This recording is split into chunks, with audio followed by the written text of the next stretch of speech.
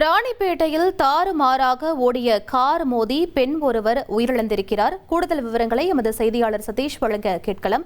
சதீஷ், இந்த விபத்திற்கான காரணம் என்ன? முதற்கட்ட தகவலை பதிவு பண்ணுங்க. வணக்கம். பெங்களூருவிலிருந்து சென்னை நோக்கி சொகுசு கார் ஒன்று சென்று கொண்டிருந்தது.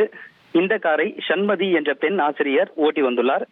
சரியாக கார் காவேரிப்பாக்கம் அருகே வந்தபோது மேம்பாலத்தின் மீது ஏறி இறங்கும் போது அதிவேகத்தால் ஓட்டுநரின் கட்டுப்பாட்டை இழந்து சாலையோரத்தில் நின்று கொண்டிருந்த கட்டிட தொழிலாளிகள் 4 பேர் மீது மோதி விபத்துக்குள்ளானது.